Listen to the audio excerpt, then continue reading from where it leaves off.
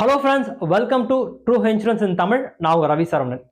5 டிப்ஸுங்க நம்மளோட claim through ஆகணும் அப்படின்னு சொன்னால் 5 டிப்ஸை ஃபாலோ பண்ணால் போதும், நம்ம கிளைம் த்ரூ ஆகிடும். என்னோட வீடியோ பார்ட் 1 பார்ட் 2 நீங்கள் பார்க்காம இருந்திருந்தீங்க இந்த ட்ராவல் சம்மந்தமாக அப்படின்னு சொன்னால் ப்ளீஸ் என்னோட டிஸ்கிரிப்ஷனில் நான் கொடுத்துருக்கேன். அந்த வீடியோ பார்த்துட்டு அதுக்கப்புறமா இந்த வீடியோ பார்த்தீங்கன்னா உங்களுக்கு கண்டினியூட்டி புரியும். இந்த 5 டிப்ஸ் பற்றி நான் நீங்கள் பேச போகிறது என்னென்னா, நம்மளோட கிளைம் ரொம்ப ஸ்மூத்தாக நடக்கணும் அப்படின்னா இந்த 5 டிப்ஸ் ஃபாலோ பண்ணணும்.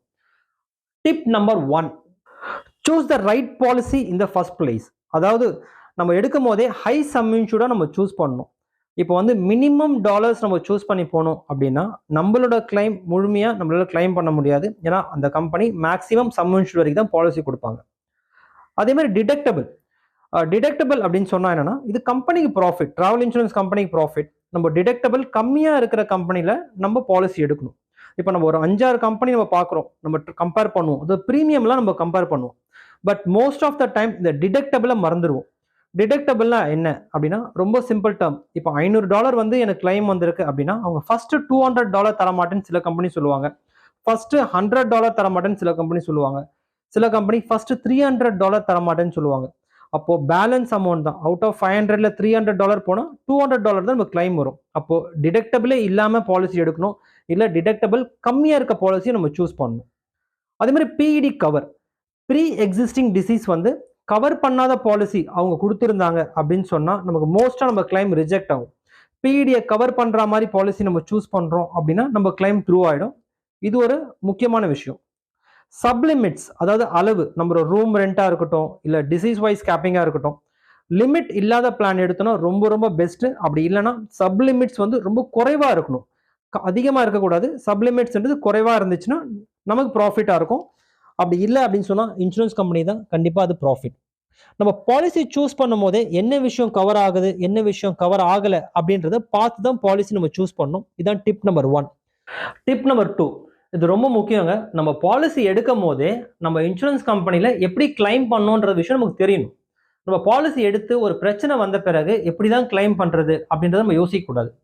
இப்போ பாலிசி நம்ம சூஸ் பண்ணுறோம் அப்படின்னா அந்த சேல்ஸ் பர்சனோ இல்லை அந்த ஏஜென்ட்ஸ் கிட்டேயோ வந்து நம்ம கேட்கணும், சார் நான் அங்கே போயிட்டு இந்த பிரச்சனை நடந்துருச்சு அப்படின்னா எந்தெந்த ஹாஸ்பிட்டல் டைப்பில் இருக்குது, நான் எப்படி உங்களை காண்டாக்ட் பண்ணணும், என்ன ப்ரொசீஜரை ஃபாலோ பண்ணணும் அப்படின்றத நீங்கள் கேட்டு தெரிஞ்சுக்கணும்.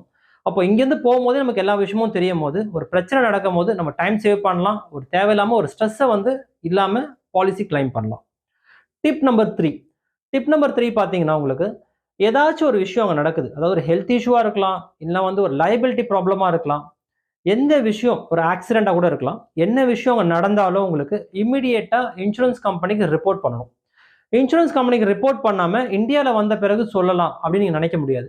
என்னென்ன இன்சிடென்ட்ஸ் நடக்குதோ எல்லா இன்சிடென்ட்டும் நீங்கள் இன்சூரன்ஸ் கம்பெனிக்கு இன்ஃபர்மேஷன் கொடுத்துக்கிட்டே இருக்கணும். இந்த டிப் நம்பர் 3 ரொம்ப ரொம்ப இம்பார்ட்டன்ட். நிறைய பேர் பண்ண தவற விஷயம் இதுதான். கண்டிப்பாக நம்ம இன்சூரன்ஸ் கம்பெனிக்கு இன்ஃபர்மேஷன்ஸ் கொடுக்கணும். இப்போ நம்ம பாலிசி எடுக்கும் போதே வந்து ஒரு ஃபோன் நம்பர் கொடுத்துருப்பாங்க. டிப் நம்பர் 4 சொல்கிறேன். பாலிசி எடுக்கும் போதே நமக்கு ஒரு ஃபோன் நம்பர்ஸ் கொடுத்துருப்பாங்க, நம்ம இவங்கள தான் காண்டாக்ட் பண்ணணும் அப்படின்னு சொல்லிட்டு நம்ம மொபைலில் ஸ்டோர் பண்ணிக்கலாம். ஏன்னா மொபைலில் ஸ்டோர் பண்ணுறதுன்னு நிறைய பேர் பண்ணுறது கிடையாது. என்ன ரீசன்னா, அங்கே போன பிறகு நம்ம ஒரு பிளேஸில் இருப்போம், ஒரு அன்ஃபார்ச்சுனேட் நடக்கும், அப்போ வந்து நம்ம டாக்குமெண்ட்ஸ் எல்லாம் நம்ம ரூம்ஸில் இருக்கலாம், இல்லை வேற ஒரு பிளேஸில் இருக்கலாம். நம்ம மறுபடியும் அங்கே போய் எடுத்து பேசுறதுக்குன்ட்டு டைம் எடுக்கும்.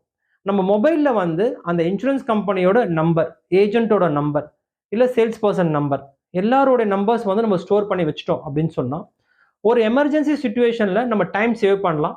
இம்மீடியட்டாக உங்களுக்கு கால் பண்ணி இந்த சுச்சுவேஷன் இருக்குது சார், நான் என்ன பண்ணணும் அப்படின்னு கேட்டிங்கன்னா அவங்க நெக்ஸ்ட் ஸ்டெப் உங்களுக்கு மூவ் பண்ணுவாங்க.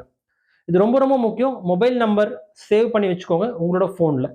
Tip number 5, produce as much evidence as possible. நம்மக்கிட்ட எவ்வளோ எவிடன்ஸ் இருக்கோ அந்த எவிடன்ஸை வந்து இன்சூரன்ஸ் கம்பெனி நம்ம கொடுக்கணும். இந்த விஷயம் கொடுக்கலாமா, இந்த விஷயம் கொடுக்கக்கூடாதா நீங்கள் நினைக்க வேண்டாம்.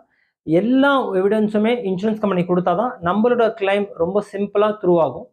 என்னென்ன எவிடன்ஸ் கொடுக்கலாம் அப்படின்றது வந்து நான் உங்களுக்கு போனஸ் பாயிண்டாக சொல்கிறேன், நீங்கள் நோட் பண்ணிக்கலாம். நம்ம வந்து இன்சூரன்ஸ் கம்பெனிக்கு நம்ம கிளைம் கொடுக்கும்போது கம்ப்ளீட்டாக ஃபார்ம் ஃபில் பண்ணி சைன் பண்ணி ஃபார்ம் கொடுக்கணும். செகண்ட் வந்து passport copy with entry exit stamp. அதாவது இந்தியாவிலேருந்து நம்ம வந்து அந்த கண்ட்ரிக்கு போனோம் இல்லையா, என்ட்ரி. அதே மாதிரி அந்த கண்ட்ரியை விட்டு நம்ம வெளியே வரும்போது எக்ஸிட். இதை ஸ்டாம்ப் பண்ணி நம்ம காப்பி கொடுக்கணும்.